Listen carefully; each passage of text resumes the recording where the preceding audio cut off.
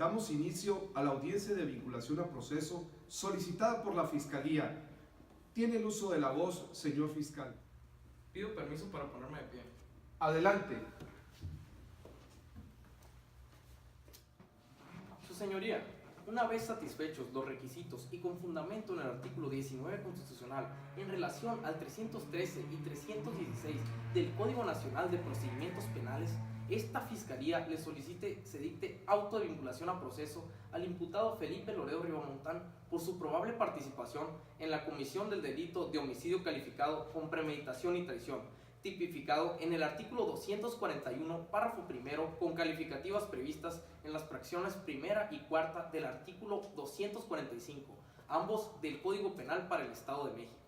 Ello en virtud de los hechos mencionados en la formulación de imputación, los cuales, para evitar caer en obvias e innecesarias repeticiones, me abstengo de volver a mencionarlos. De lo anterior tenemos que su señoría se pronunciará con auto de vinculación a proceso, teniendo sustento cada uno de los hechos en los datos de prueba que demuestran que se cometió un hecho que la ley señala como delito y la probable participación de Felipe Loredo Ribamontán, los cuales son los siguientes.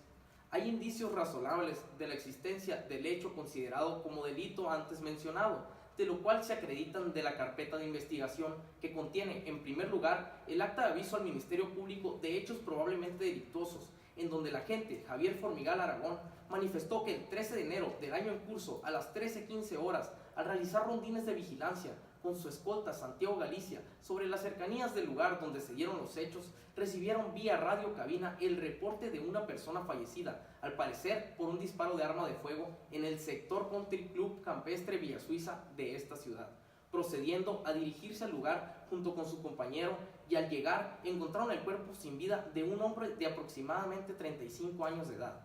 También se cuenta con el acta de aseguramiento y cadena de custodia a cargo del agente Javier Formigal Aragón, de la que se desprende el hallazgo de 2 armas de fuego tipo escopeta. Asimismo, tenemos la necropsia practicada a Juan Carlos Villaverde Marina por el perito médico José Alforista Teruel, que concluyó como causa de muerte una herida penetrante de tórax producida por un arma de fuego. Esto se robustece con la entrevista a Pedro Alcántara Marbella, quien manifestó que escuchó un disparo y al llegar al lugar de los hechos se percató que Juan Carlos se encontraba tirado en el piso boca arriba y tenía una mancha de sangre en el pecho, y al revisar su cuello se dio cuenta que ya no tenía signos vitales. También contamos con las entrevistas de la señora Margarita Micenas Patras y Ana Lucía Marina Asturias, esposa y madre de la víctima respectivamente. Dijeron que al llegar al lugar de los hechos se dieron cuenta de que la víctima estaba en el piso tirado boca arriba y que a la altura del corazón tenía sangre en su playera. Además, se cuenta con la entrevista de Francisco Macedo Orense, encargado de seguridad del campo de tiro,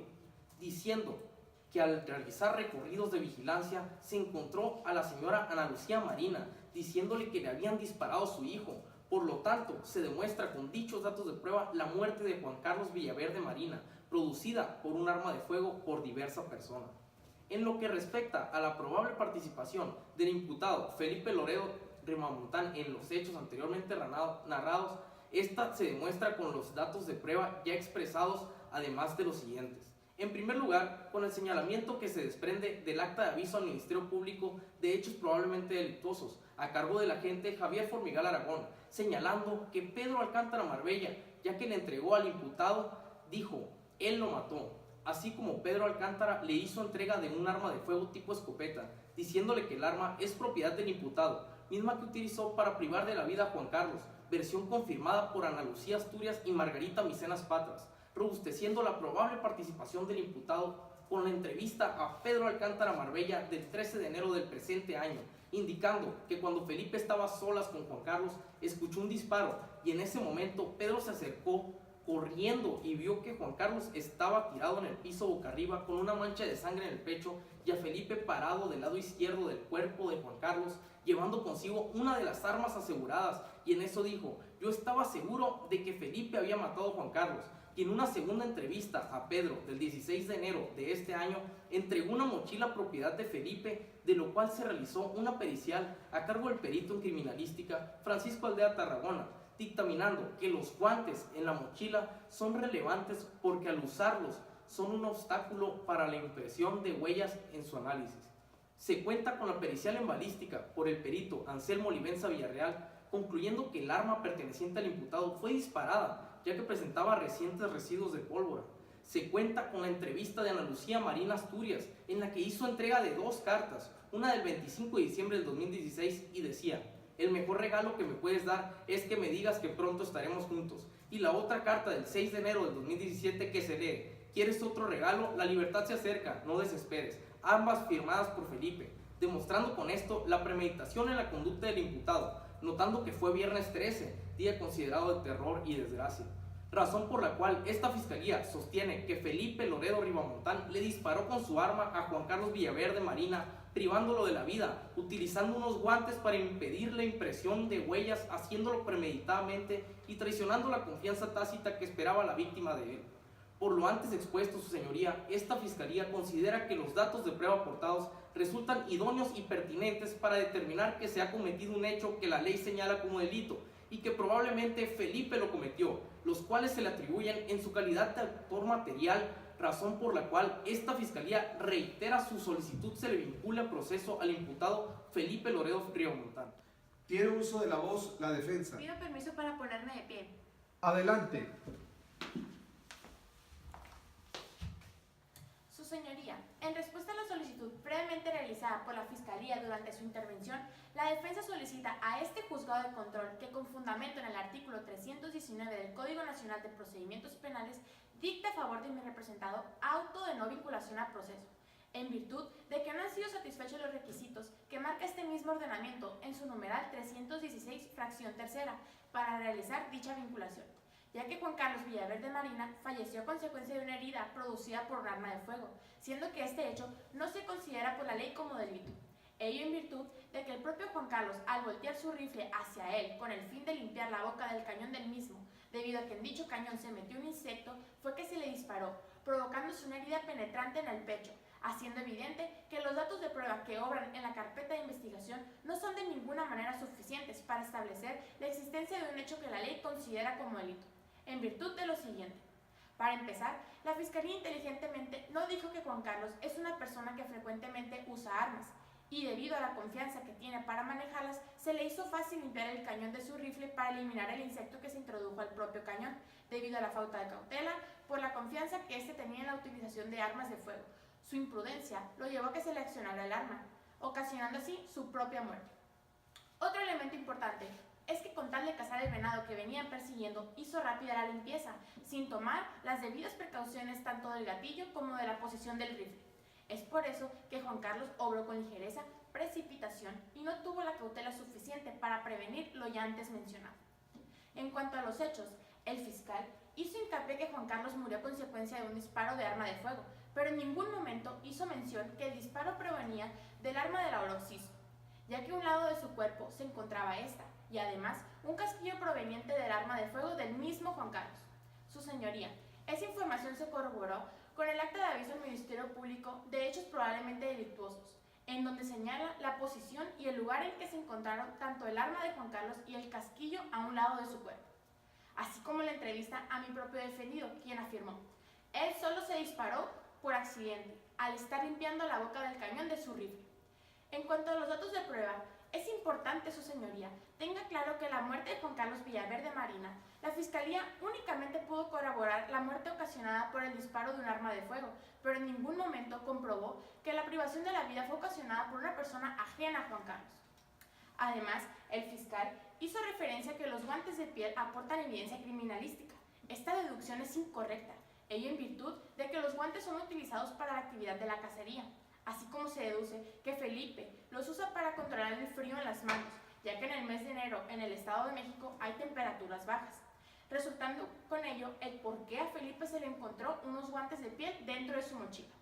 De igual forma, se debe tomar en cuenta, su señoría, que la Fiscalía olvidó mencionar que en la pericial de balística a cargo del perito Anselmo Olivense Villarreal se concluyó que el arma de Juan Carlos había sido disparada y que en el casquillo encontrado en el lugar de los hechos pertenecía al arma del occiso. Más aún, en la pericial dactiloscópica, realizada por el perito Alfonso Manzanares Tomelloso, se concluyó que en el arma de Juan Carlos fueron encontradas huellas del mismo. Olvida también la Fiscalía que en el informe pericial a cargo del perito Antonio Lauro Labores, la cual tenía por objeto hacer un estudio sobre la presencia de pólvora deflagrada, se determinó que existían residuos de pólvora, bario y antimonio en todos los dedos de las dos manos, por lo que se concluyó que accionó recientemente un arma de fuego. Y de lo anterior se puede inferir que efectivamente se encontraba limpiando su arma cuando se disparó a sí mismo, provocándose su propia muerte.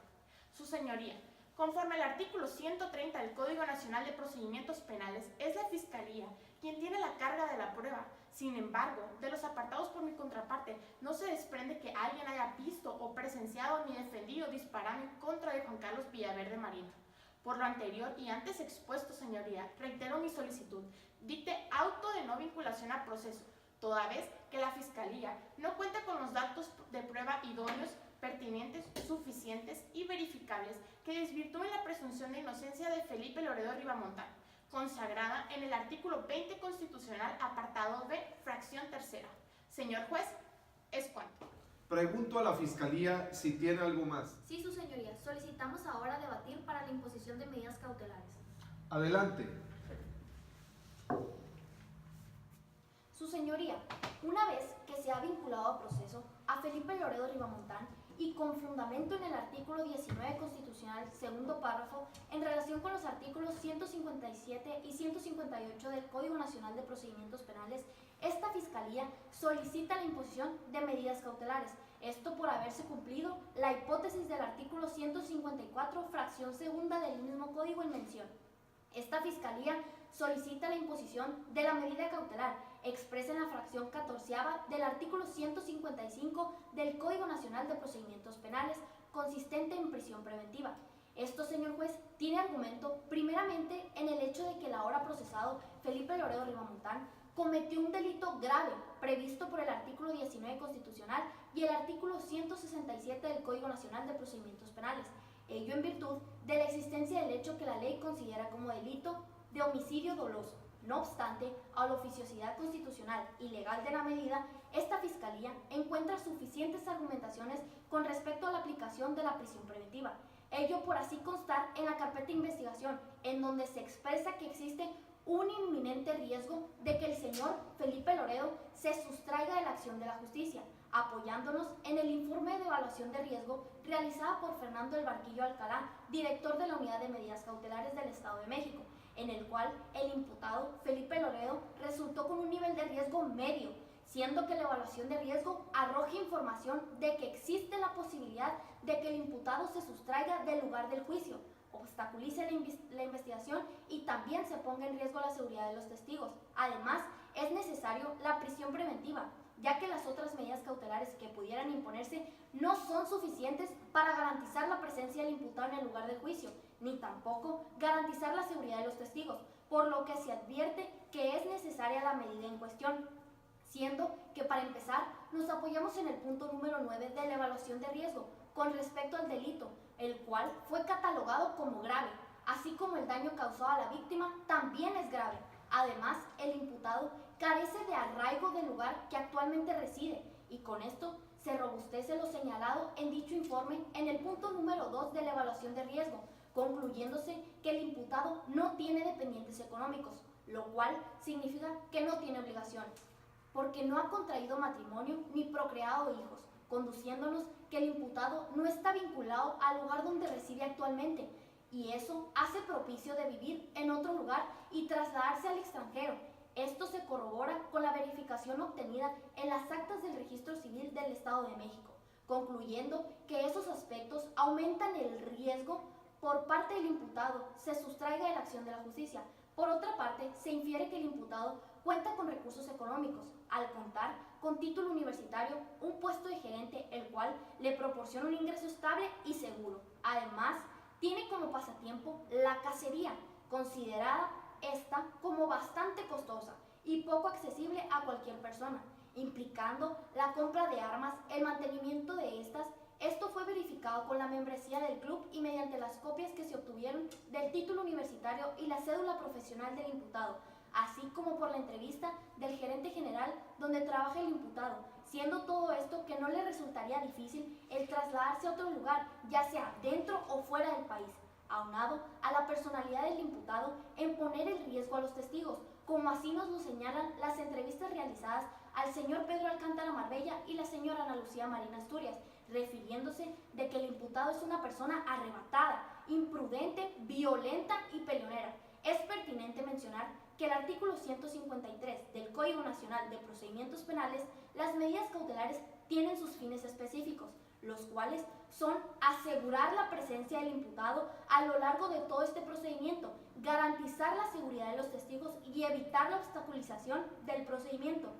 fines los cuales se encuentran en su totalidad satisfechos con la medida solicitada, en virtud de que solamente de esta manera se garantizan los mismos fines. Máxime que estamos en presencia de un delito grave y el daño a la víctima por tratarse de un ilícito penal en el cual el bien jurídico tutelado es la vida y por su naturaleza, al ser violentado, afecta de manera irreversible a la misma, siendo la prisión preventiva solicitada idónea, proporcional y excepcional a fin de garantizar la comparecencia del imputado en el lugar del juicio, así como la protección de los testigos, y de esa manera evitar el riesgo ya antes mencionado. Es por eso, su señoría, que reitero mi solicitud de que se decrete la prisión preventiva. Señor juez, es cuanto. Defensa, ¿tiene algo que decir? Sí, su señoría. Adelante. Su señoría, con fundamento en el artículo 19 constitucional, segundo párrafo, en relación con el artículo 158 del Código Nacional de Procedimientos Penales, esta defensa considera sumamente excesiva e innecesaria la solicitud realizada por la Fiscalía, en lo referente a establecer como medida cautelar a Felipe Loredo Rivamontán la fracción 14ª del artículo 155 del Código Nacional de Procedimientos Penales, consistente en la prisión preventiva. Si bien es cierto, su señoría, el artículo 153 del Código Nacional de Procedimientos Penales establece que la imposición de las medidas cautelares debe tener entre sus fines el garantizar la presencia del imputado a lo largo de todo el proceso, garantizar la seguridad de la víctima y ofendidos en este caso, y evitar la obstaculización del mismo proceso. Pero si el Estado accede a la imposición de esta medida, no solamente no estaría tomando en consideración el último párrafo del artículo 157 del Código Nacional de Procedimientos Penales, el cual señala que en ningún caso el juez de control está autorizado en aplicar medidas cautelares sin tomar en cuenta el objeto o la finalidad de las mismas, sino también, su señoría, estaría contraviniendo los principios de proporcionalidad e idoneidad establecidos en el artículo 156 del mismo Código en mención, criterios que se han establecido a lo largo del tiempo por la Corte Interamericana de los Derechos Humanos en reiteradas ocasiones.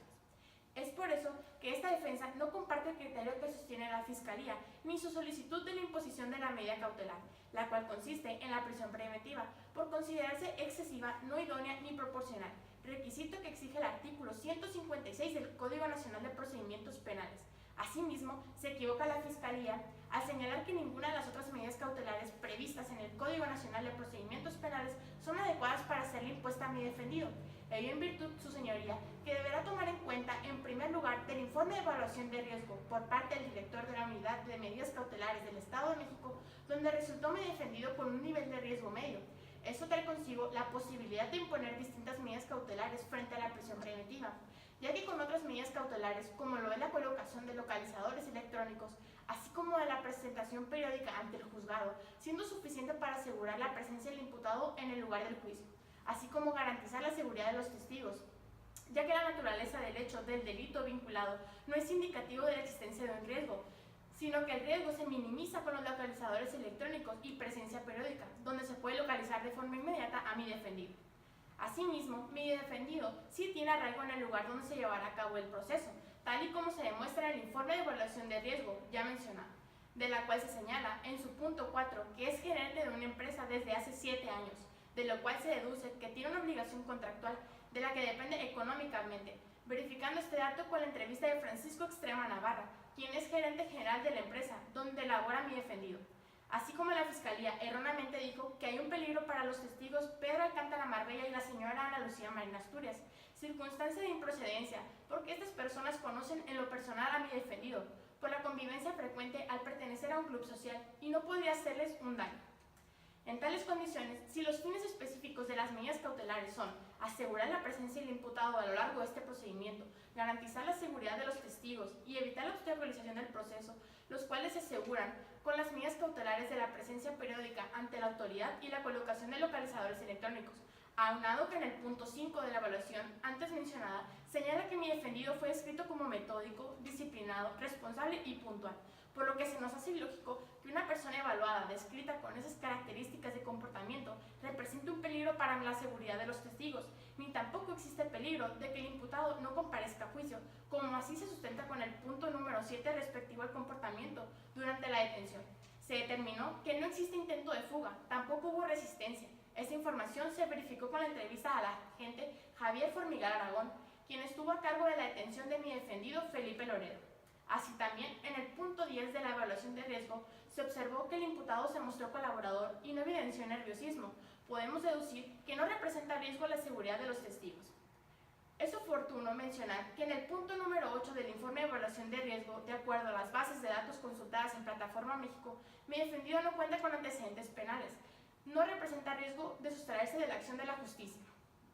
Para finalizar, en base al criterio de mínima intervención de esta defensa, solicita la imposición de la medida cautelar contenida en la fracción primera y 12ª del artículo 155 del Código Nacional de Procedimientos Penales, que consisten en la presentación periódica ante la autoridad y la colocación de localizadores electrónicos, ya que son menos lesivos para mi representado. Gracias.